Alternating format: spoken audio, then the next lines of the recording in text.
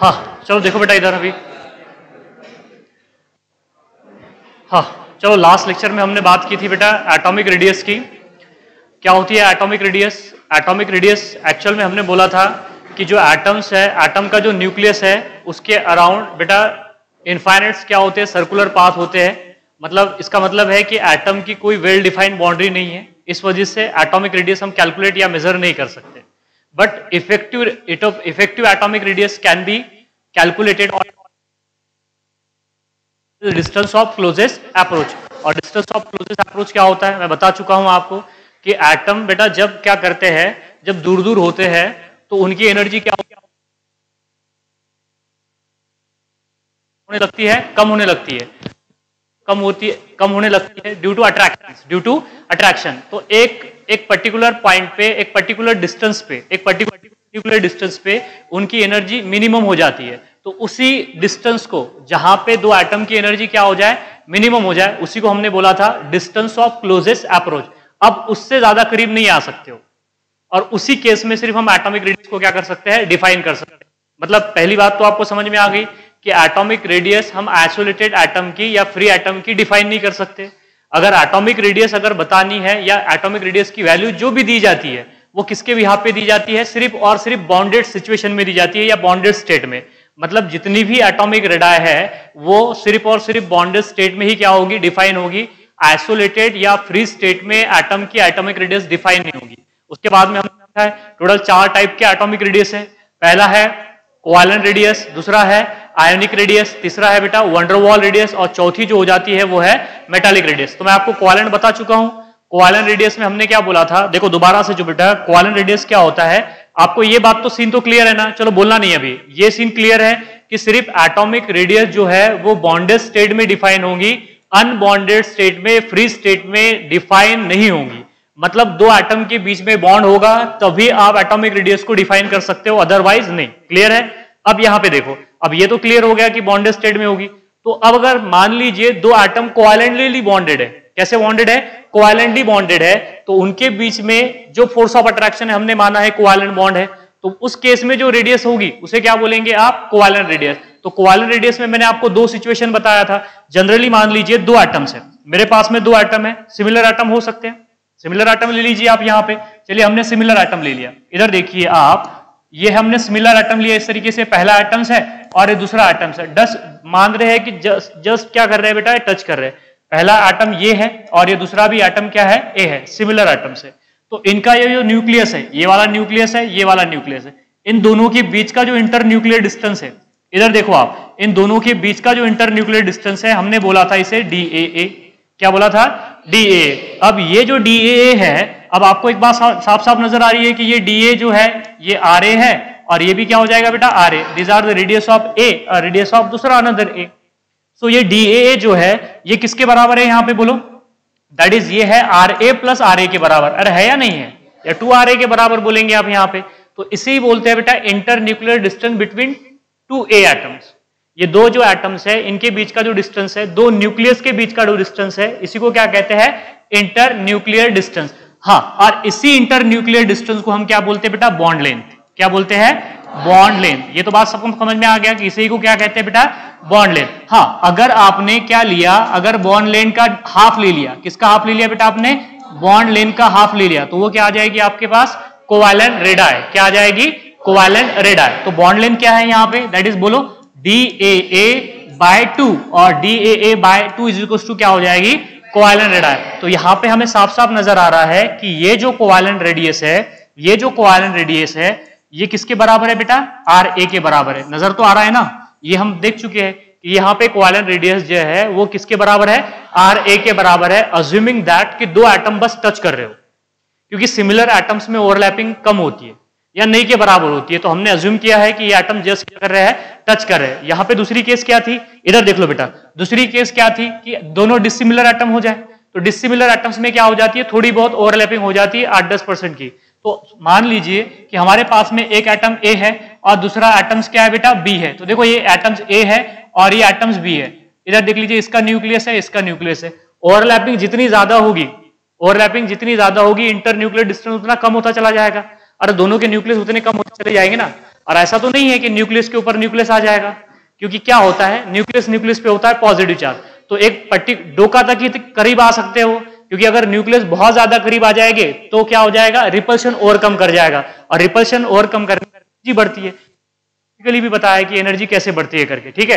तो हमने माना कि ये एटम्स है, दूसरा एटम्स क्या है बेटा, बी है, तो इनके बीच का जो इंटर न्यूक्लियर डिस्टेंस है, इधर देखो बेटा, ये इनके बीच का जो इंटर न्यूक्लियर डिस्टेंस है, इसे क्या बोलेंगे आप, बोलो बेटा, DAB। क्या बोलेंगे, DAB, मतलब ये भी बॉन्ड लेंथ है, ये भी क्या है, बॉन्ड लेंथ है। अगर मैं इसका भी हाफ कर दूं तो ये क्या हो जाएगी, कोवैलेंट रेडियस, तो DAB अपॉन क्या हो जाएगा बेटा, 2 हो जाएगा, तो इसे भी क्या बोलेंगे हम, R कोवैलेंट, R कोवैलेंट। अब मजेदार बात ये है बेटा कि ये देख लीजिए, ये रेडियस ऑफ A है और ये क्या है, रेडियस ऑफ B है, तो क्या यहां पे ये जो बॉन्ड लेंथ है DAB, ये RA प्लस RB के बराबर है या नहीं है, RA और RB के प्लस भी नहीं है बेटा, छोटा है या ज्यादा है, छोटा है, कम है, तो हम बोल सकते हैं कि that is DAB smaller than the RA plus RB, RA plus RB, मतलब जो R कोवैलेंट है वो RA से छोटी हो जाएगी फिर, अरे समझ में आया ना, ये RB से छोटी हो जाएगी, ऐसे तो बोलेंगे ना हम,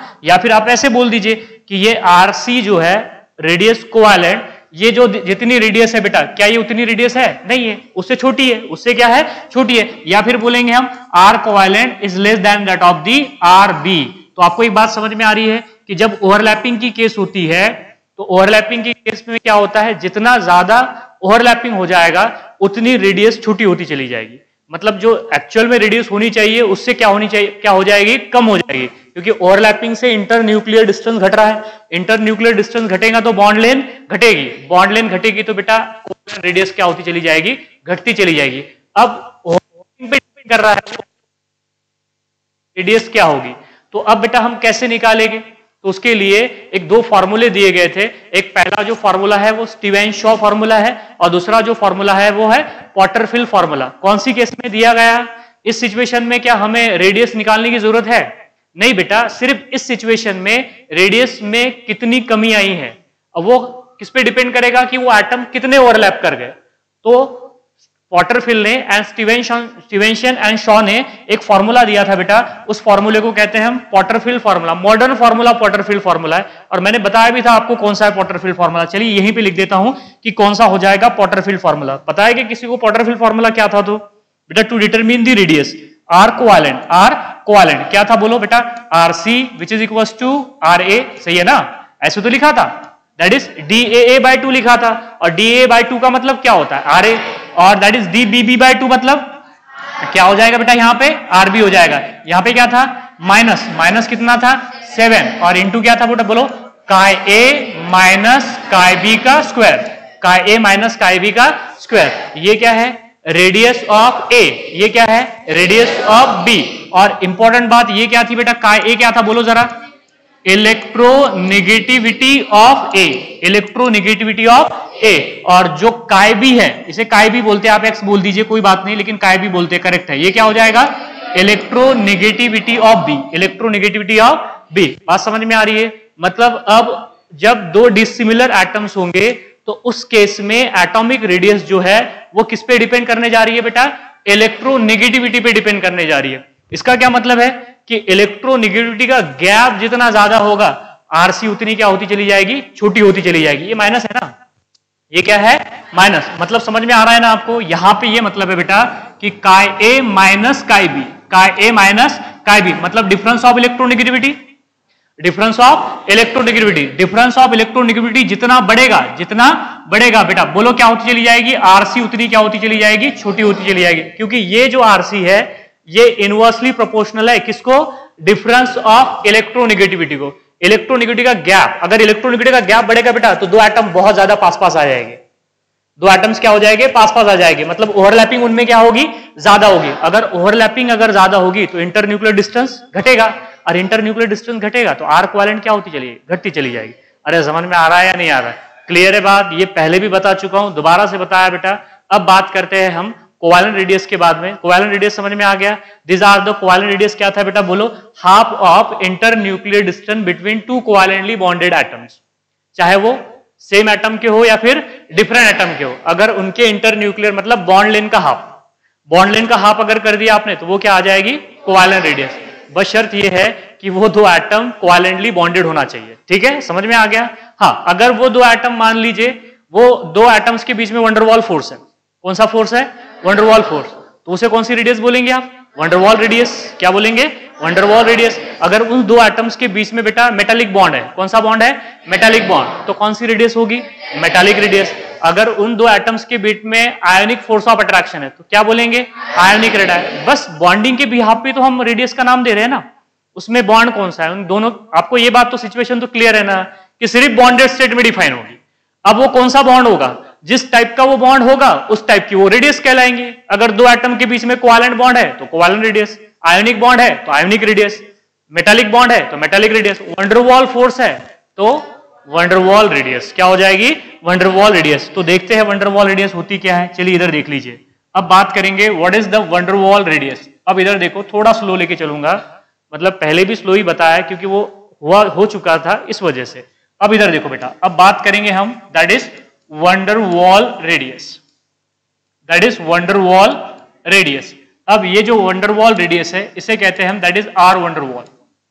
क्या बोलेंगे, आर वंडरवॉल, वंडरवॉल रेडियस। ठीक है, अब देखो ये क्या होगा, ये भी इंटरन्यूक्लियर बॉन्ड लेंथ का हाफ होगा, ये भी क्या हो जाएगा, बॉन्ड लेंथ का हाफ हो जाएगा। लेकिन कैसे, इधर देखो, it is half of, it is the half of internuclear distance, internuclear distance between two adjacent atom, between two adjacent atom. इधर देख लो बेटा, बाद में समझ में नहीं आएगा, फिर थोड़ा सा चेंज है, ज्यादा चेंज नहीं है। बॉन्ड लेंथ का ही हाफ है, इंटरन्यूक्लियर डिस्टेंस का ही हाफ है, तो उसे हम बॉन्ड लेंथ कहते हैं। So that is the half of internuclear distance between two adjacent atom but belonging to different molecules, belonging to different molecule. इधर देखो बेटा, बिलोंगिंग टू और belongs to different molecule, belongs to the different molecule, belongs to different molecule, and that bond, that radius which is called as the which radius, van der Waals radius. अब देखो, अगर मैं आपको बताऊं, यहां पे हमने एक मॉलिक्यूल लिया, मॉलिक्यूल जो होता है मोनोएटॉमिक भी होता है, डायटॉमिक भी होता है। तो चलिए हम यहां पे एक डायटॉमिक मॉलिक्यूल ले लेते, कोई भी एक डायटॉमिक मॉलिक्यूल, जैसे कि हाइड्रोजन ले लिया, नाइट्रोजन ले लिया, या फिर ऑक्सीजन ले लो, या क्लोरीन ले लो। पहले बोलो मत बेटा, पहले समझ लो आप कि वंडरवॉल डिस्टेंस क्या होता है, वो तो समझिए पहले, वंडरवॉल डिस्टेंस क्या होता है। अब इधर देखो, यहां पे देखो, मैंने क्या किया, दो एटम्स लिए, मतलब एक मॉलिक्यूल लिया डायटॉमिक।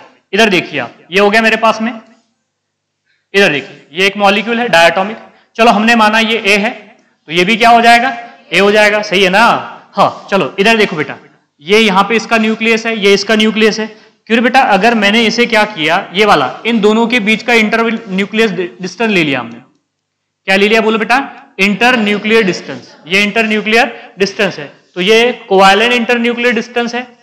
अभी तो बताया, दिस आर द, ये तो कोवैलेंट बॉन्ड है। ये क्या रहेगा बोलो यहां से, that is DAA which is divided by 2 which is equals to क्या रहेगा यहाँ पे, दैट इज, ये क्या हो जाएगा, RC हो जाएगा। मतलब ये वाली जो रेडियस है, ये सबको समझ में आ रहा है ना, ये वाली जो रेडियस है बेटा, ये RC है। ये क्या है, RC है, R कोवैलेंट है। अभी तो बताया कि दो एटम्स के बीच में जो होगा वो क्या होगा बेटा, कोवैलेंट फोर्स ऑफ अट्रैक्शन होगा, तो उनके बीच की जो रेडियस होगी, इंटर न्यूक्लियर डिस्टेंस का जो हाफ होगा, वो क्या हो जाएगा, RC के बराबर हो जाएगा, दैट इज R कोवैलेंट। ये एक मॉलिक्यूल है क्या, अरे एक मॉलिक्यूल हो गया ना, ये देखो ना, एक डायटॉमिक मॉलिक्यूल है। अब इसके बाजू में हम दूसरा मॉलिक्यूल निकालते हैं, इसके बाजू में हमने दूसरा मॉलिक्यूल निकाला। इधर देखो आप, इधर देखो बेटा, इधर देखो बेटा, ये दूसरा मॉलिक्यूल निकाला। कई बार क्या होता है पता है, आपने पढ़ा होगा गैसेस में, गैसेस थ्योरी में अगर पढ़ा होगा आपने, कि कई बार क्या होता है कि जो गैस मॉलिक्यूल होते हैं वो आपस में टक्कर मारते हैं।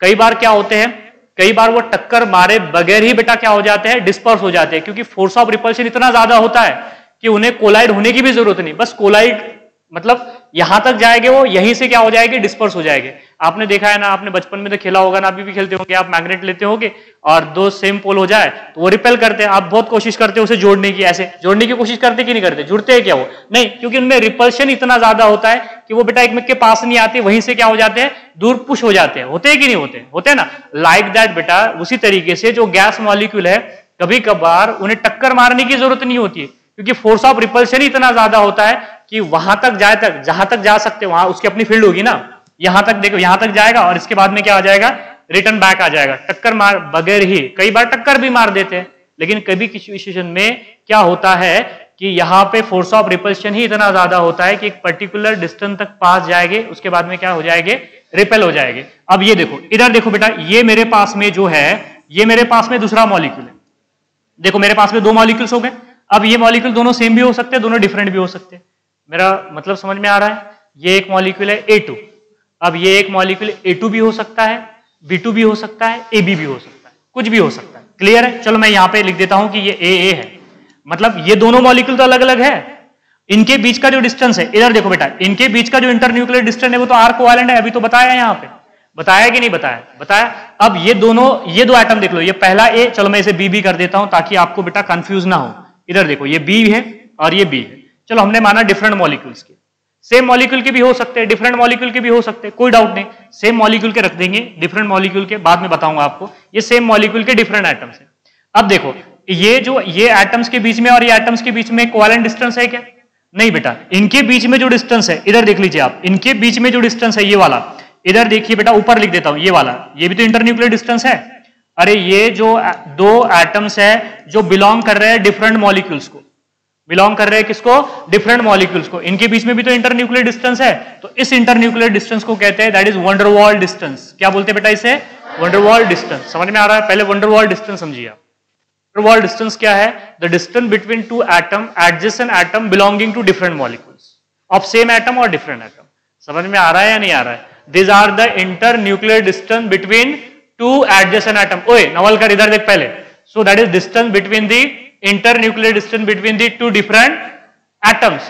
Two different atom, that is two adjacent atom belonging to different molecule. देखो ये जो एटम है ये व्हाइट वाला वो इस मॉलिक्यूल का है और जो बेटा ग्रीन वाला है वो इस मॉलिक्यूल का है। दोनों एटम के बीच का इंटरन्यूक्लियर डिस्टेंस है, लेकिन दोनों एटम डिफरेंट डिफरेंट मॉलिक्यूल से बिलोंग कर रहे हैं। ये पहला इस मॉलिक्यूल से बिलोंग कर रहा है, दूसरा इस मॉलिक्यूल से बिलोंग कर रहा है, तो इनके बीच का जो इंटरन्यूक्लियर डिस्टेंस है उसे क्या बोलते हैं हम? बोलो डी वंडर वॉल। क्या बोलते हैं उसे? D wonder wall. अगर आपने इस डी वंडर वॉल का हाफ कर दिया, आपने क्या कर दिया बेटा? डी वंडर वॉल का अगर हाफ कर दिया तो वो क्या हो जाएंगी? बोलो आर वंडर वॉल। वो क्या हो जाएगी? R van der Waals. समझ में आ रहा है या नहीं आ रहा है? डेफिनेशन समझ में आ गई? देखो the half of internuclear distance between बोलो two adjacent atom belongs to different molecule which is called as, उसे क्या बोलेंगे? Wonder Waals radius. क्या बोलेंगे? Wonder Waals radius. सबको समझ में आ रहा है ना? ये देखो ये तो आर कोवैलेंट है ना यार, ये तो कोवैलेंट डिस्टेंस है ना, कोवैलेंट डिस्टेंस का अगर हाफ कर देंगे तो क्या हो जाएगा? कोवैलेंट रेडियस हो जाएगा। लेकिन ये वंडर वॉल डिस्टेंस है, इसे क्या बोलते हैं? वंडर वॉल डिस्टेंस, क्योंकि ये इंटरन्यूक्लियर डिस्टेंस ही है दो एडजेसेंट एटम के बीच का, लेकिन बस this two atoms is belonging to the different molecule. पहला एटम इस मॉलिक्यूल से बिलोंग कर रहा है, दूसरा एटम बेटा दूसरे मॉलिक्यूल से बिलोंग कर रहा है। अब वो दो मॉलिक्यूल सेम भी हो सकते हैं, दो मॉलिक्यूल वो डिफरेंट भी हो सकते हैं। अगर वो डी वंडर वॉल है और उस डी वंडर वॉल का अगर हाफ कर दिया आपने तो उसे बोलते हैं वंडर वॉल रेडियस। क्या बोलेंगे? Wonder Waals radius. और सबसे इंपॉर्टेंट बात यहां पे देखो बेटा, यहां पे लिख देता हूं सबसे इंपॉर्टेंट बात, ये बात आपने दिमाग में रखिए, मैं यहां पे बेटा नोट करके लिख रहा हूं, यहां पे इधर देख लीजिए आप, ये इंपॉर्टेंट बात है, ये बात इंपॉर्टेंट है। तो यहां पे देखिए कि जो वंडर वॉल रेडियस है define only in solid state, that is R van der Waals. R van der Waals is define बोलो क्या बोला? डिफाइन इन ओनली इन बोलो क्या बोला? Only in solid state, only in solid state. सिर्फ सॉलिड स्टेट में ही बेटा ये डिफाइन होती है और लिक्विड और गैसेस स्टेट में ये डिफाइन नहीं होगी, क्योंकि सॉलिड स्टेट में ही क्या होता है? दो मॉलिक्यूल की मोशन सीज होती है। समझ में आ रही है ना बात? अब मुझे बताइए लिक्विड में क्या होता है? वो क्या करते हैं? उनमें वाइब्रेशन ज्यादा होते हैं, मोबिलिटी क्या होती है उनकी? ज्यादा होती है। अगर ये डिस्टेंस लगातार चेंज हो रहा है तो बताइए आप डी वंडर वॉल निकाल सकते हैं क्या? सॉलिड में क्या होता है बेटा? ये जो वंडर वॉल डिस्टेंस फिक्स होता है, उन्हें हिलने की जरूरत, मतलब इधर से एक जगह से दूसरी जगह पे मॉलिक्यूल नहीं जाते। आपको पता है ना सॉलिड किसे कहते हैं? सॉलिड कहते हैं जिसमें inter particle force of attraction strong हो, तभी तो उसे सॉलिड कहते हैं ना। उसकी वजह से उसे डेफिनेट शेप और डेफिनेट वॉल्यूम आता है। आता है कि नहीं आता है? मतलब इसका क्या मतलब है कि वो बेटा ज्यादा मूवमेंट नहीं कर सकते। हाँ, जगह पर वाइब्रेट हो सकते, लेकिन एक जगह से दूसरी जगह पे मॉलिक्यूल नहीं जाएंगे। इसलिए बोलते हैं कि सॉलिड में ये डिस्टेंस वेरी करेगा क्या? फिर नहीं। लेकिन वही लिक्विड में और गैस में ये डिस्टेंस बेटा लगातार वेरी करेगा ना। अरे लिक्विड और गैस में ये डिस्टेंस लगातार वेरी करेगा, तो क्या वंडरवॉल डिस्टेंस निकाल सकते? फिर नहीं, पहले यहां से बाद में यहां चले जाएंगे, बाद में यहां चले जाएंगे, लिक्विड और गैस में। इसलिए बेटा गैसियस स्टेट में या लिक्विड स्टेट में वंडरवॉल रेडियस डिफाइंड नहीं होती है, सिर्फ कौन से स्टेट में होती है बेटा? सॉलिड स्टेट में। आ गया सबको समझ में या नहीं आ रहा है? इसे बोलते हैं van der Waals radius. Van der Waals radius clear है? और एक बात और लिख देता हूं यहां पे आपके लिए बेटा, एक बात और लिख देता हूं यहां पे देखिए, जनरली क्या होता है? जनरली ये बात दिमाग में रख लीजिए आप कि ये जो आर कोवेलेंट्स है, क्या है? आर कोवेलेंट, या बोलिए यहां पे चलिए आर वंडरवॉल बोल लेते हैं। R van der Waals is nearly 2 times of R covalent. R covalent हर बार नहीं, जनरली जो आर वंडरवॉल है ये ज्यादा होगी, क्योंकि देखो ना ये दो एटम टच थोड़ी ना कर रहे हैं। दो एटम टच कर रहे हैं क्या? यहां पे देखो, यहां पे दो एटम क्या कर रहे हैं बेटा? टच कर रहे हैं। तो ये टच कर रहे हैं तो इंटरन्यूक्लियर डिस्टेंस क्या हो गया? कम हो गया। तो आर कोवेलेंट क्या होगी? कम होगी। लेकिन ये जो वंडरवॉल डिस्टेंस है ये तो ज्यादा है ना। अरे कोवेलेंट डिस्टेंस से वंडरवॉल डिस्टेंस क्या है? ज्यादा है। तो कोवेलेंट रेडियस ज्यादा ही होगी ना, सॉरी वंडरवॉल रेडियस ज्यादा होगी किससे? Covalent radius. तो नियरली बोल रहा हूं, एग्जैक्ट नहीं बोल रहा हूं बेटा। नियरली कितनी होती है? 2 टाइम्स होती है। किसकी? आर वंडरवॉल जो है ये 2 टाइम्स होती है किससे? आर कोवेलेंट से। जैसे कि कुछ एग्जांपल बता दूं आपको ताकि बात आपको समझ में आ जाए। जैसे कि अगर यहां पे देखो, ये अगर मैंने हाइड्रोजन लिया, क्या लिया बेटा? हाइड्रोजन। हाइड्रोजन के लिए आपको आर कोवेलेंट भी बताता हूं और आर वंडरवॉल भी बता देता हूं। इधर देख लो, आर वंडरवॉल। आर क्या बता दिया? वंडरवॉल। अगर हाइड्रोजन है तो हाइड्रोजन के लिए जो कोवेलेंट रेडियस होती है वो होती है बेटा 0.34 एंगस्ट्रॉम। कितनी होती है? 0.34 एंगस्ट्रॉम। 0.34 एंगस्ट्रॉम। लेकिन वही आर वंडरवॉल की अगर बात करेंगे हम, आर वंडरवॉल की बात करेंगे तो वो होती है 1.2 एंगस्ट्रॉम। क्या हो जाएगी? 1.2 एंगस्ट्रॉम। मतलब देखो 2 टाइम्स नहीं है, 3 टाइम्स है। नियरली कितनी है? 3 टाइम्स। अरे इसे 40 मानेंगे तो इसे 120 मानना पड़ेगा ना, तो नियरली 3 टाइम्स। समझ में आ गई बात यहाँ पे? क्लियर है? हाँ, अगर वही आपने क्या ले लिया यहाँ पे? O2 ले लिया, तो इसके लिए जो कोवेलेंट रेडियस है वो होती है 0.66। कितनी होती है? 0.66। और वही वंडरवॉल रेडियस अगर ऑक्सीजन के लिए अगर देखोगे आप तो वो हो जाती है 1.26। कितनी हो जाती है? 1.26 एंगस्ट्रॉम। 1.26 एंगस्ट्रॉम। नियरली डबल है। नियरली क्या है? डबल है। एक्यूरेट नहीं बोल रहे हम, नियरली बोल रहे। इसलिए मैंने बोला आपको सिर्फ हाइड्रोजन के केस में थोड़ा ज्यादा है। हाइड्रोजन के केस में वंडरवॉल जो रेडियस है बेटा वो 3 टाइम्स है किससे? कोवेलेंट रेडियस से। लेकिन बाकी जो गैसेस है उसमें नियरली क्या होती है? डबल्स होती है। डबल क्या होती है? नियरली डबल होती है। तो ये बॉक्स आपने दिमाग में रखना है। मुझे बस बताना था आपको वैल्यूज के साथ, तो वैल्यूज के साथ भी बेटा आपको बताई जा रही है चीजें यहाँ पे। तो ये बात सबको समझ में आ गई कि कोवेलेंट रेडियस जो है वो नियरली 2 टाइम्स होगी किससे? कोवेलेंट रेडियस से। Van der Waals radius is nearly 2 times of the covalent radius. पहले इधर देख लो बेटा, ये पढ़ लो पहले, बाद में घर पे जाके पढ़ना आपने उसे, ठीक है? तो इधर देखिए, अब बात करते हैं हम किसकी? आयोनिक रेडियस की। फास्ट तो नहीं हो रहा ना बेटा? क्लियर है ना? सबको समझ में आ रहा है ना? हाँ, अब बात करेंगे बेटा हम आयोनिक रेडियस की। तो पहले बात करते हैं कि व्हाट इज आयंस। आयन कैसे बनते हैं? कैसे बनेंगे आयंस? किसी भी न्यूट्रल एटम से अगर आयन बनाना है तो कैसे बनेंगे? या तो इलेक्ट्रॉन लूज करके या तो इलेक्ट्रॉन गेन करके। अगर इलेक्ट्रॉन गेन करेगा तो नेगेटिव चार्ज आएगा एटम के ऊपर, इलेक्ट्रॉन लॉस करेगा तो पॉजिटिव चार्ज आएगा। ये तो बात सबको समझ में आ रही है ना? अब थोड़ी मजेदार बात और बताता हूं आपको बिफोर द आयोनिक रेडियस। चलिए इधर देखिए बेटा, थोड़ा ध्यान दीजिए, थोड़ा सा ध्यान दीजिए ना आपने, तो आपका काम बन गया आपने, ठीक है? That is ionic radius. इधर देखो बेटा, आयोनिक रेडियस मतलब आर आयोनिक। क्या बोलेंगे हम उसे? R ionic.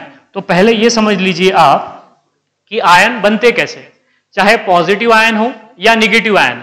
मेरे पास में कोई एक आयन है, जैसे कि एक एटम है ए, जैसे कि एक एटम है हमारे पास ए। अगर मान लीजिए इसने एक इलेक्ट्रॉन लूज किया, कितने इलेक्ट्रॉन लूज किया बेटा? एक। तो इस पर कितने पॉजिटिव चार्ज आ जाएगा? एक पॉजिटिव चार्ज आ जाएगा। अरे समझ में आया है नहीं आया?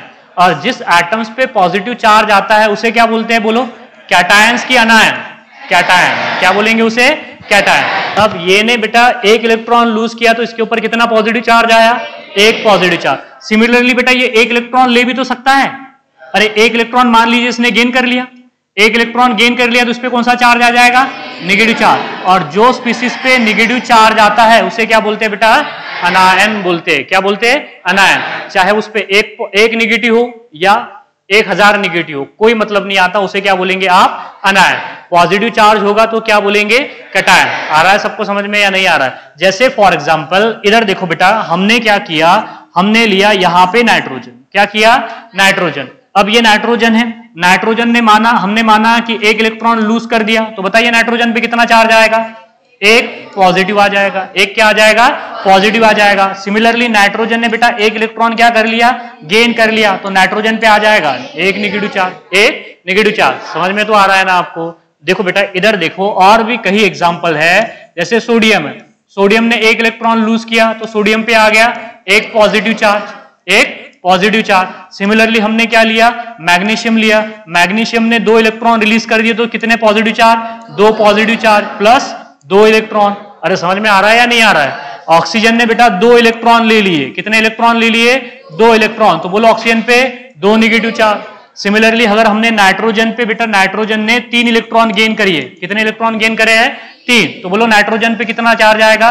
3 नेगेटिव चार्ज। 3 negative charge. सबको समझ में आ रहा है? बेटा कोई न्यूट्रल एटम अगर इलेक्ट्रॉन लूज करे तो उस पर आता है पॉजिटिव चार्ज। अब कितना पॉजिटिव चार्ज आता है? जितने इलेक्ट्रॉन वो लूज करेगा। और कोई न्यूट्रल एटम इलेक्ट्रॉन क्या करेगा? गेन करेगा, तो उसके ऊपर कौन सा चार्ज आएगा? Negative charge. कितना आएगा? जितने इलेक्ट्रॉन गेन करेगा। जितने इलेक्ट्रॉन क्या करेगा? गेन करेगा। सबको समझ में आ गया कि कैटायन और अनायन कैसे बनेगा? अनायन बनते हैं इलेक्ट्रॉन लेके और कैटायन बनते हैं इलेक्ट्रॉन देके। कैटायन बनेंगे इलेक्ट्रॉन देके और अनायन बनेंगे इलेक्ट्रॉन लेके। सबको समझ में आ गया? क्लियर है? चलो इधर देखो आप। अब थोड़ी एक एडिशनल बात बताता हूं आपको। इधर देखो बेटा, नेक्स्ट देख लीजिए। जो कैटायंस होता है इलेक्ट्रॉन देके बनेगा, वो अपने पैरेंट एटम से छोटा होता है। दोबारा से सुनो, द साइज ऑफ कैटायन। किसकी साइज बोल रहे हैं हम? कैटायन। मतलब जिसपे क्या चार्ज है? कौन सा चार्ज है? Positive charge. The size of cation is smaller then it's parent atom. It's parent atom. Parent atom से क्या होता है बेटा? वो छोटा होता है। समझ में आया या नहीं आया? देखो, जो कैटायन की जो साइज है बेटा, उसके पैरेंट एटम से क्या होती है? छोटी होती है। उल्टा बोलिए, जो पैरेंट एटम्स हो गए बेटा, वो उसके कैटायन से क्या हो गए? बड़े हो गए। या ऐसे ही बोलिए कि कैटायन छोटे होते हैं उसके पैरेंट एटम से। इसका क्या मतलब है? इसका मतलब यह है बेटा, इसका मतलब यह है कि सोडियम प्लस छोटा होगा सोडियम से। अरे समझ में आया या नहीं आया? क्योंकि सोडियम प्लस किसका कैटायन है? सोडियम का। तो सोडियम प्लस क्या होगा? छोटा होगा किससे? सोडियम से। सिमिलरली बोलो बेटा, मैग्नीशियम 2 प्लस छोटा होगा किससे?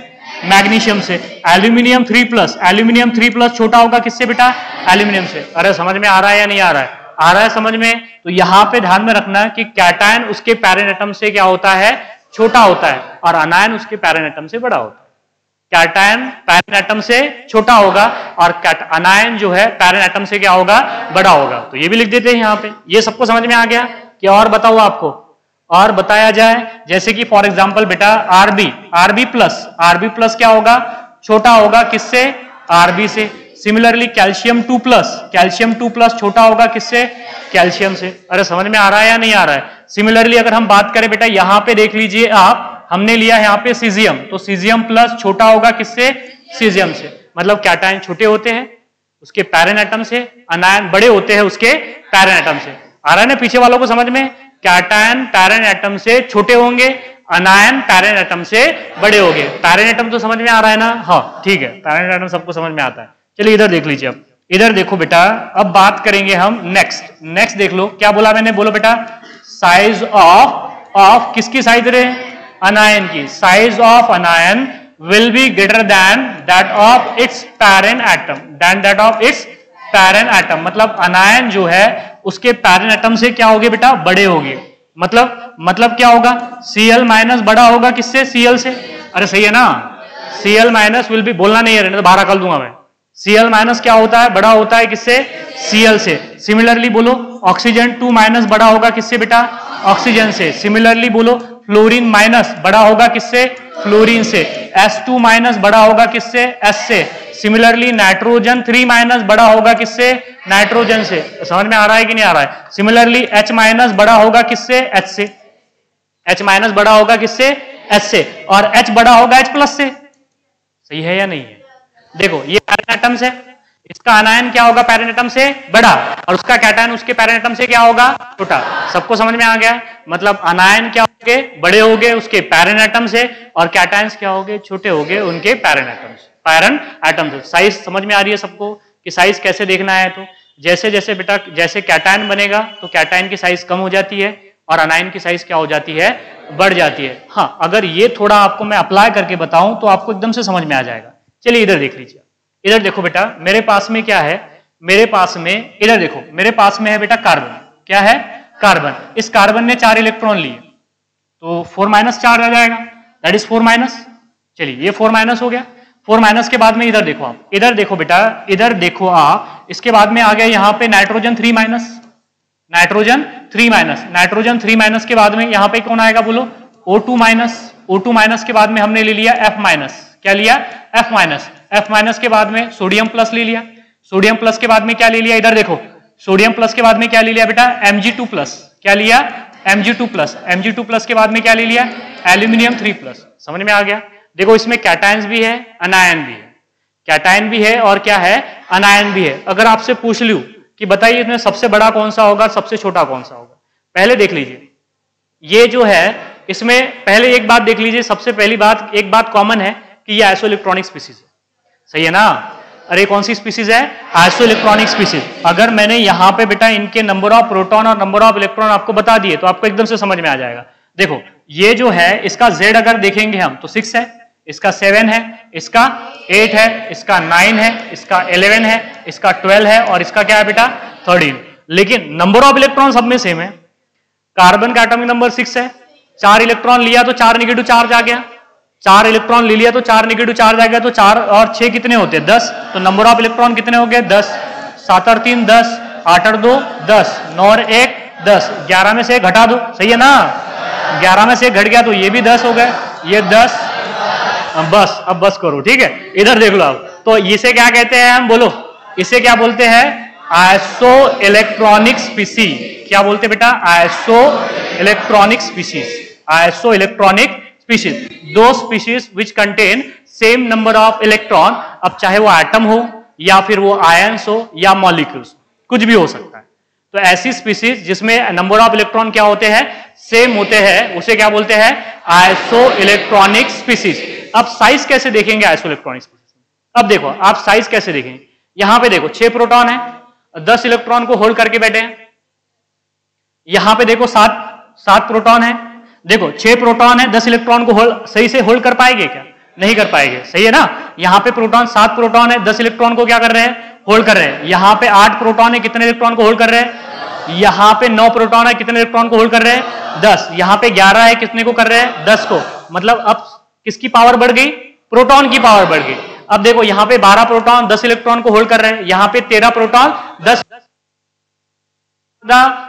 अच्छे से होल्ड कहां पे होगा बेटा? एल्यूमिनियम 3 प्लस की केस में। समझ में आ रहा है ना?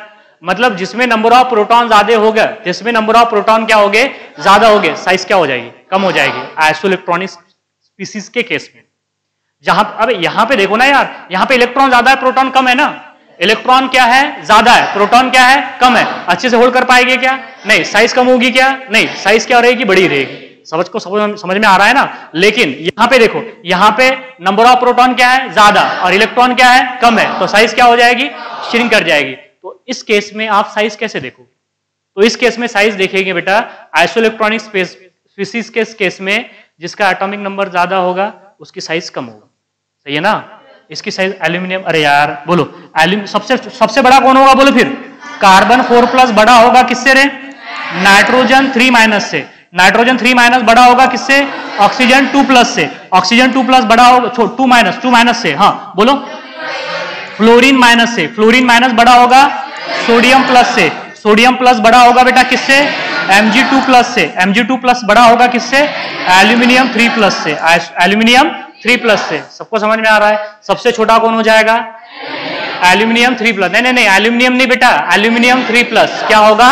सबसे छोटा होगा, क्योंकि उस पे पॉजिटिव चार्ज क्या है, ज्यादा, मतलब नंबर ऑफ प्रोटॉन क्या है, ज्यादा। जिसके नंबर ऑफ प्रोटॉन ज्यादा उसका एटॉमिक नंबर ज्यादा, उसका एटॉमिक नंबर क्या हो जाएगा, ज्यादा। और जिसका एटॉमिक नंबर ज्यादा, इलेक्ट्रॉन कम, तो साइज क्या हो जाएगी, कम। तो हम लिख सकते हैं ना यहाँ पे कि एटॉमिक साइज, क्या बोलेंगे बेटा, एटॉमिक साइज। चलिए साइज बोल देते हैं, क्या बोल देते हैं बेटा, size. Size in case of isoelectronic species बोल रहा हूं सिर्फ, ओए, in case of isoelectronic species is inversely proportional to atomic number, in inversely proportional to atomic number. सिर्फ आपको देखना क्या है कि स्पीसीज आइसोइलेक्ट्रॉनिक है या नहीं है। आइसोइलेक्ट्रॉनिक स्पीसीज अगर आपने देख ली तो एटॉमिक नंबर देखो, जिसका एटॉमिक नंबर ज्यादा होगा उसकी साइज क्या होगी, कम होगी, और जिसका एटॉमिक नंबर क्या होगा, कम होगा, उसकी साइज क्या होगी, ज्यादा। इस पे बेटा ऐसे क्वेश्चन पूछे जाएंगे। आइसोइलेक्ट्रॉनिक स्पीसीज में आपको ऐसे ही क्वेश्चन पूछे जाएंगे, बताइए विच ion is have bigger size, which ions have smaller size. तो कैसे देखना है आपको, समझ में आ रहा है, जिसका एटॉमिक नंबर ज्यादा उसकी साइज कम।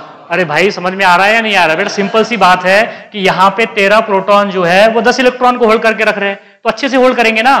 और यहाँ पे देखो, यहाँ पे मुकाबला तो बेटा एकदम क्या हो गया, बराबरी का मुकाबला नहीं है ना, बस 6 प्रोटॉन क्या 10 इलेक्ट्रॉन को अच्छे से होल्ड कर पाएंगे, नहीं ना, तो साइज तो वैसे ही बढ़ जाएगी।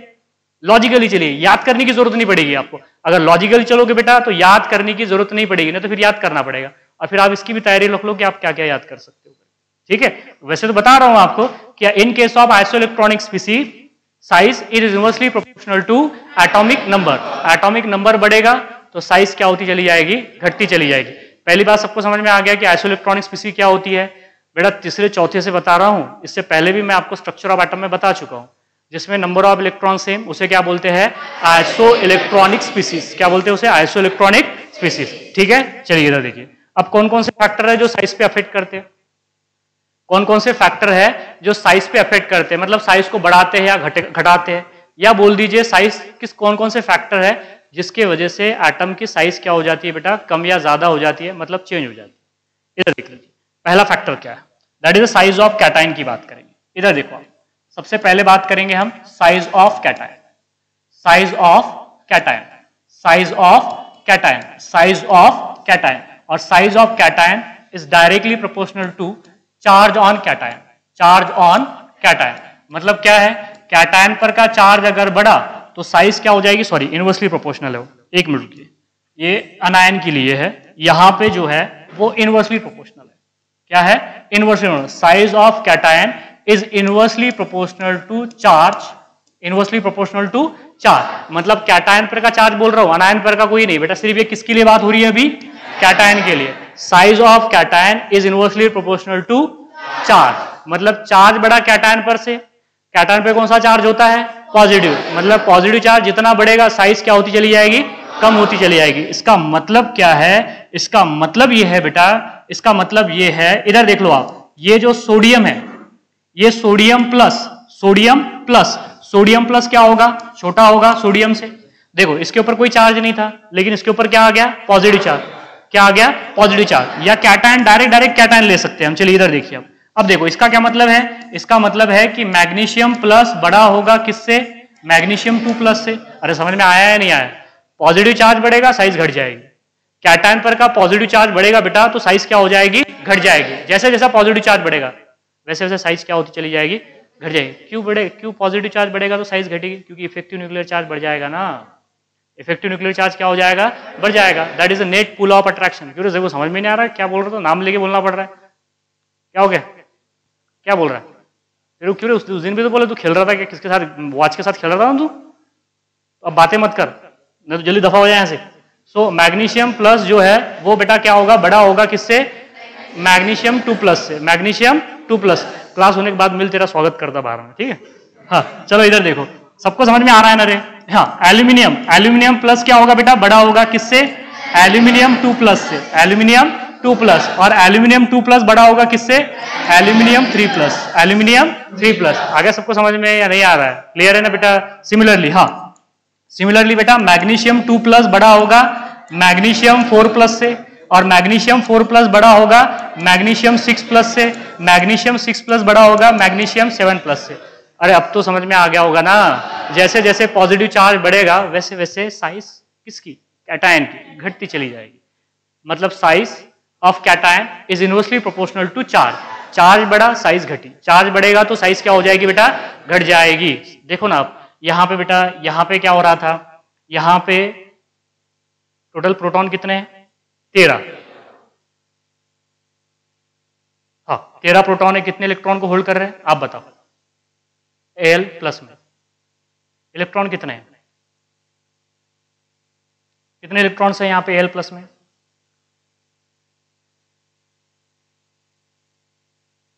बेटा इसलिए बोल रहा हूं ध्यान दो करके आप, ठीक है।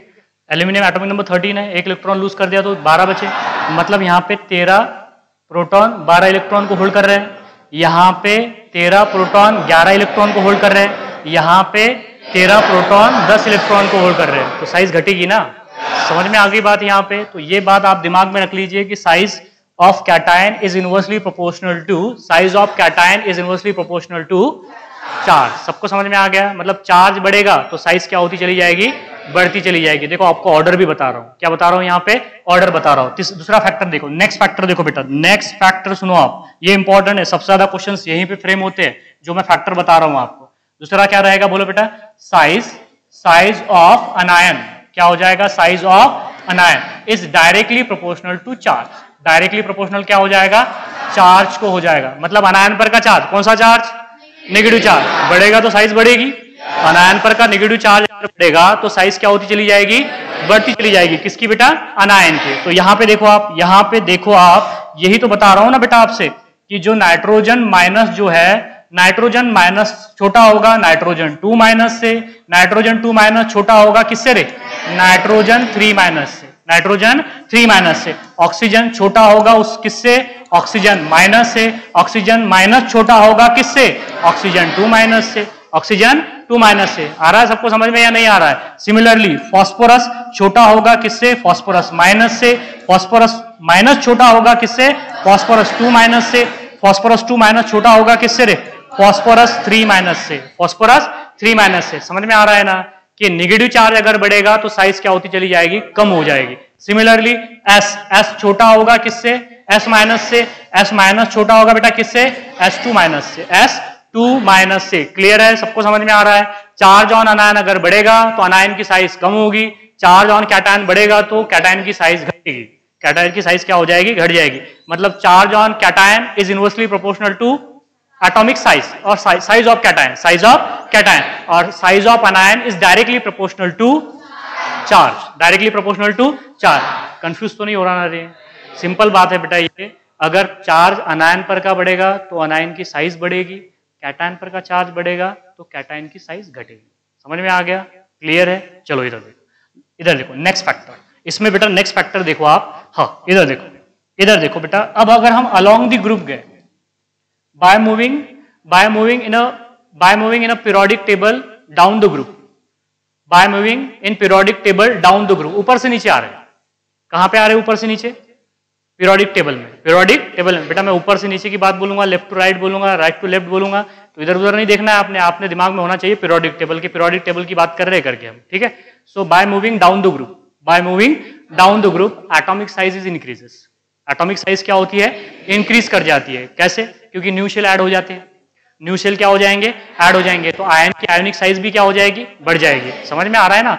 अगर एटॉम की एटॉमिक साइज अगर बढ़ रही है तो आयन की आयोनिक साइज भी क्या होती चली जाएगी, बढ़ती चली जाएगी। इसके ऊपर 8 से 10 ऑर्डर बता सकता हूं मैं आपको, इधर देख लीजिए।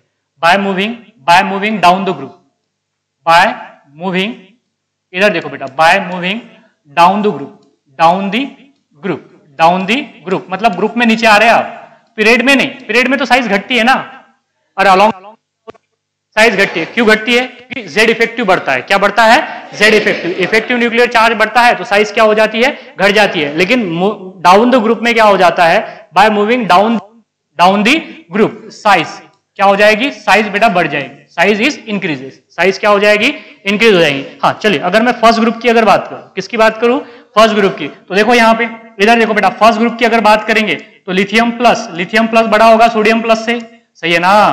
अरे लिथियम प्लस क्या होगा, बड़ा होगा सोडियम प्लस से, सोडियम प्लस बड़ा होगा किससे रे, बोलो रे, पोटेशियम प्लस से, पोटेशियम प्लस बड़ा होगा किससे, रुबिडियम प्लस से, रुबिडियम प्लस बड़ा होगा किससे, सीजियम प्लस से। समझ में आया या नहीं आया, आया। डाउन द ग्रुप, ऊपर से नीचे आने में साइज बढ़ेगी, चाहे वो एटम हो बेटा या चाहे वो आयंस हो, चाहे वो कैटायंस हो या चाहे वो अनायंस हो। क्लियर है? साइज लगातार क्या होती चली जाएगी, बढ़ती चली जाएगी। आपको एक बात तो समझ में आ रहा है ना कि लिथियम पे एक पॉजिटिव चार्ज होता है, क्योंकि लिथियम के पास में एक ही वैलेंस इलेक्ट्रॉन। जो फर्स्ट ग्रुप के जो एलिमेंट्स है बेटा, उनका इलेक्ट्रॉनिक कॉन्फिगरेशन है NS1, मतलब वैलेंस इलेक्ट्रॉन कितने हैं, एक है। तो एक ही इलेक्ट्रॉन वैलेंस है तो बेटा एक ही इलेक्ट्रॉन रिलीज करेंगे ना वो। अरे समझ में आया? अगर एक इलेक्ट्रॉन देंगे तो एक ही पॉजिटिव चार्ज आएगा, दो पॉजिटिव चार्ज आएगा क्या? नहीं आएगा। तो देखो सबके कैटायंस ले लिए और डाउन द ग्रुप साइज क्या हो रही है, लगातार इंक्रीज हो रही है सबको। हाँ, डाउन द ग्रुप इंक्रीज हो रही है। ओके ओके, सॉरी बेटा ये गलत लिख दिया मैंने, बोला सही है, लिखा गलत है ना। हाँ ठीक है। हाँ चलिए इधर देखो बेटा, लिथियम प्लस छोटा होगा किससे, सोडियम प्लस से, सोडियम प्लस से, सोडियम प्लस से, सोडियम प्लस छोटा होगा पोटेशियम प्लस से, पोटेशियम प्लस छोटा होगा दैट इज Rb प्लस से, Rb प्लस छोटा होगा सीजियम प्लस से। समझ में आ गया? अभी ये सही है ना? बोला तो करो यार, बोला सर आप सुनते कहाँ हो, है ना? ऐसी बात है क्या? नहीं बेटा सुनता हूँ, बिल्कुल बिल्कुल सुनता हूँ। कई बार ऐसा क्या होता है, बोलने में सही बोल देता हूँ, लिखने में गलत हो जाता है, या उल्टा बोलिए, ये कई बार दोनों गलत हो जाते हैं।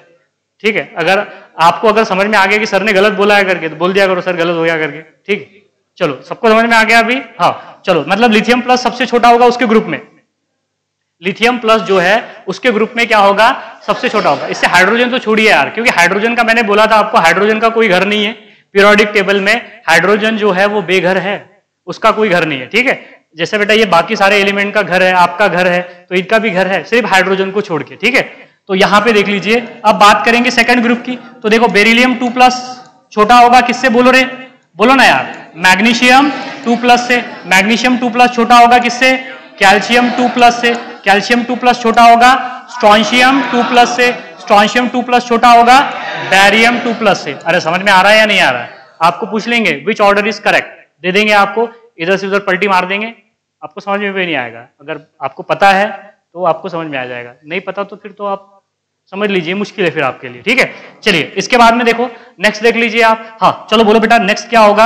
हाँ बोरॉन, बोरॉन में अगर हम बात करेंगे, चलो बहुत सारे ग्रुप ले सकते हैं ना आप, कोई भी ले सकते हैं, कोई भी ग्रुप में ले लीजिए। जैसे कि यहाँ पे देखो आप, यहाँ पे देखो बेटा, जैसे कि नाइट्रोजन, नाइट्रोजन क्या होता है 3-, नाइट्रोजन 3- से बड़ा कौन होगा बोलो, फॉस्फोरस 3-, फॉस्फोरस 3- से बड़ा कौन होगा, आर्सेनिक 3-, आर्सेनिक 3- से बड़ा कौन होगा बेटा, Sb3-, Sb3- ना, Sb3-, Sb3- से बड़ा होगा कौन, दैट इज बिस्मथ 3-, क्या हो जाएगा, बिस्मथ 3-, सही है ना, ये हो जाएगा बेटा बिस्मथ 3-। देख लीजिए आप, अलोंग द ग्रुप क्या होती चली जाएगी, साइज बढ़ती चली जाएगी। यहां पे एक ऑर्डर नहीं बेटा, आपको यहां पे बहुत सारी ऑर्डर देखने को मिल सकती है। जैसे कि फॉर एग्जांपल इधर देखो बेटा, ऑक्सीजन 2- छोटा होगा किससे, H2- से, H2- छोटा होगा किससे, बोलो रे, H2- किससे छोटा होगा, टेलुरियम 2- से, टेलुरियम 2- से, सही है ना, सेलिनियम, सेलिनियम आएगा, कौन आएगा, सेलिनियम। अब समझ में आया मैंने क्यों बोला, याद करना पड़ेगा करके।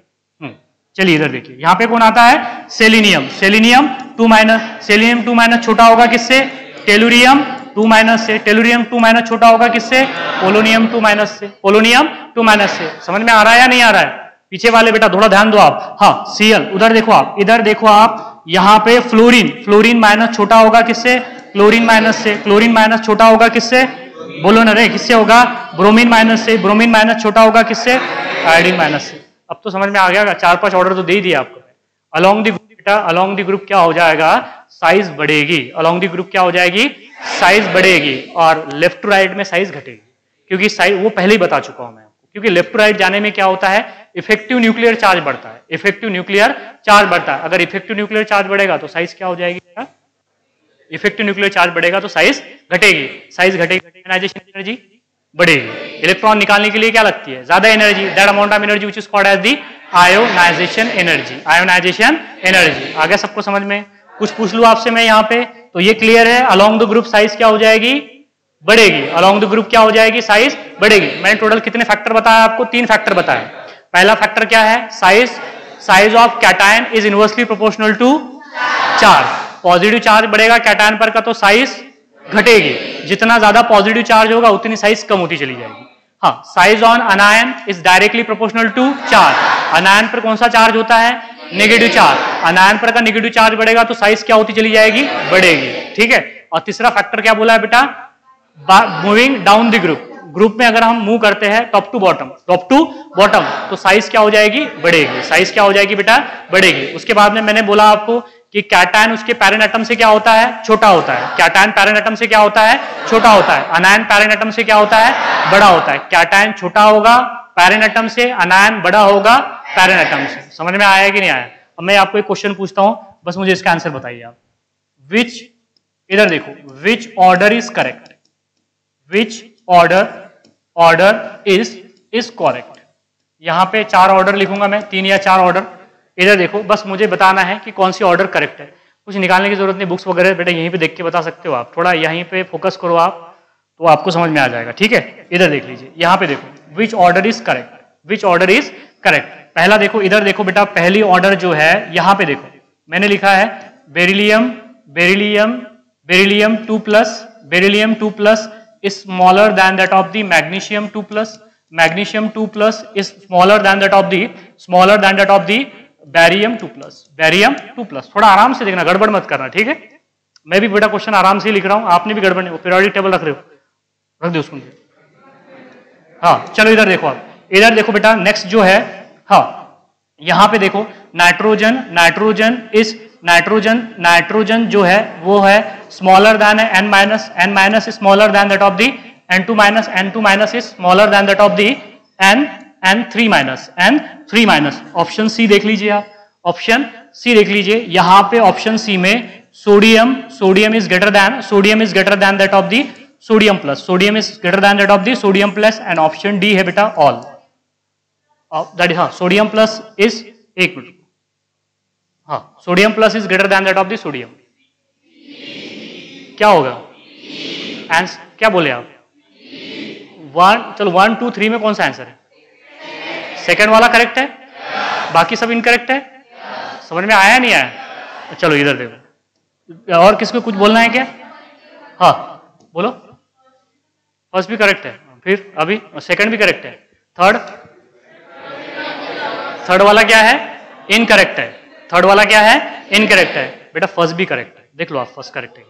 देखो ना, बेरिलियम से बड़ा कौन होता है? मैग्नीशियम। ये बाकी के एलिमेंट गायब कर दिया ना यहां से, मैंने डायरेक्ट बैरियम लिया, तो ये भी तो करेक्ट है ना, इसलिए तो बोला था आपको आराम से देखो करके।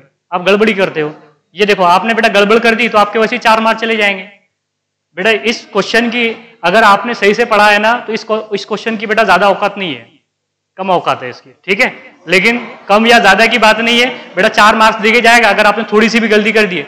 देखो गलती बेटा अगर मालूम होने के बाद में गलती कर रहे हो आप, सिली मिस्टेक, बेटा सिली मिस्टेक कोई अफोर्ड नहीं कर सकता, क्योंकि बाद में बहुत पछतावा होता है। एग्जाम हॉल के बाद में जब बच्चे निकलते हैं ना, अरे यार मुझे ये तो आता था, मैंने कर दिया। हाँ मिस्टेक अगर बड़ी रही, नहीं आ रहा है हमारा, हम इधर से उधर दिमाग चला रहे, नहीं आ रहा है, तो उस बात का कोई ज्यादा अफसोस नहीं होता है। लेकिन अगर सिली मिस्टेक करोगे तो फिर बेटा बहुत ज्यादा अफसोस होता है, उसका बहुत पेनफुल होता है वो बात, ठीक है? तो सिली मिस्टेक मत करो। क्वेश्चन मैं बोलता हूं बेटा आपको, एक बार पढ़ने में नहीं समझ में आता है, 2 बार पढ़ो। समझ में आ गई बात? बच्चों को क्या बात, कई बार क्या होता है, एक बार पढ़ने में क्वेश्चन समझ में नहीं आता है, दोबारा से पढ़ो उसे, दोबारा से समझ में आ जाएगा, ठीक है? तो ये भी सही है, ये भी सही है, ये गलत है बेटा। ये क्या है? गलत है। क्या बोला है? हाँ इनकरेक्ट लिख दोगे, फिर अब बोलते क्वेश्चन ही चेंज कर दो। नहीं बेटा क्वेश्चन नहीं चेंज होगा, तो ऐसा थोड़ी ना रहता है। आपने सिर्फ बोलना था करेक्ट कौन सा है, ऐसा थोड़ी है कि select one of the question. Multiple answer भी होते हैं ना, वो क्वेश्चन टेस्ट में देता हूं आपको, तो एक ही क्वेश्चन सिलेक्ट, एक ही आंसर सिलेक्ट करने के लिए बोलता हूं, वहां पे बच्चे लॉजिक लगाते हैं अपना जो भी है उनका। लेकिन यहाँ पे सीखने के लिए बता रहा हूं आपको, आप सीखिए कि कौन से आंसर। ऐसा नहीं है कि फिर सर ने 4 ऑप्शन दिए तो 4 में से एक ही करेक्ट होगा, चारों के चारों भी करेक्ट हो सकते हैं। ऐसे सोचो ना आप, ऐसे मत सोचो ना कि एक ही करेक्ट होगा करके। चलिए सबको समझ में आ गया, क्लियर है या नहीं है? थोड़ा एक बार देख लीजिए इस बात को, आप देख लीजिए बेटा, इधर देखो आप, आयोनिक रेडियस अभी बताया नहीं अभी आपको। आयोनिक रेडियस क्या होता है? 2 आयन के बीच का डिस्टेंस, इंटरन्यूक्लियर डिस्टेंस। जैसा कि इधर देखो आप, हाँ चलो इधर देखो अभी, ये देखो, ये मेरे पास में सोडियम है, ये क्या है बेटा? सोडियम प्लस, और ये क्या है? Cl minus. ये क्या है? Cl minus. सोडियम पे कौन सा चार्ज है? Cl पे कौन सा चार्ज है? दोनों में अट्रैक्शन रहेगा कि रिपल्शन रहेगा? अट्रैक्शन। इसी अट्रैक्शन को कहते हैं बेटा आयोनिक बॉन्ड। क्या बोलते हैं इसे? Ionic bond. आ गया सबको समझ में? आयोनिक बॉन्ड, ये होगा आयोनिक बॉन्ड। अब देखो इसे थोड़ा सा इसे पिक्टोरियली बताने की कोशिश करता हूं। ये सोडियम है, ये सोडियम है, और ये देखो ये क्या है बेटा, ये है सोडियम। ये क्या है, सोडियम, नहीं नहीं नहीं सोडियम प्लस है, क्या है, सोडियम प्लस। और ये जो है ये है Cl माइनस। सही है या गलत है, सही है या गलत है, मुझे बस बता दीजिए। इधर देख लो आप, इधर देखो आप, आराम से देखो, इसमें से ये देखो ये साइज है, ये सोडियम की साइज है, ये क्लोरीन की साइज है। अब इधर देखो, ये सोडियम की साइज है, ये क्लोरीन की साइज है, ये सोडियम की साइज है, ये क्लोरीन की साइज है। बताइए इस ए में और बी में और सी में कौन सा करेक्ट है? सी इज करेक्ट। सी क्या हो जाएगा, करेक्ट हो जाएगा। समझ में आ रही है ना बात? यही तो बेटा बताना चाहता हूं आपको कि सोडियम छोटा है, Cl बड़ा है, तो ये तो गलत हो गया ना, तो ये सही हो जाएगा, क्योंकि Cl जो है उसके पैरेंट एटम से बड़ा होगा, पैरेंट एटम से क्या होगा, बड़ा होगा। और कैटायन, अनायन वैसे ही कैटायन से बड़े होते हैं। कैटायन जो है उसके पैरेंट एटम से छोटे होते हैं, लेकिन अनायन उसके पैरेंट एटम से बड़े हो गए ना, तो अनायन की साइज तो वैसे ही ज्यादा होगी, अनायन की साइज ज्यादा होगी, कैटायन की साइज क्या होगी, कम होगी। तो बात सबको समझ में आ गई? हाँ, तो ये बेटा ये गलत है, ये वाला जो मैंने बनाया है ये वाला गलत हो जाएगा। अगर सही लिखना है तो ये लिखना पड़ेगा ऐसे। इधर देखो, अब सही है ना, अब सही है। अगर ये बात आपको समझ में आएगी तो फिर आपको बेटा फयान रूल समझ में आएगा।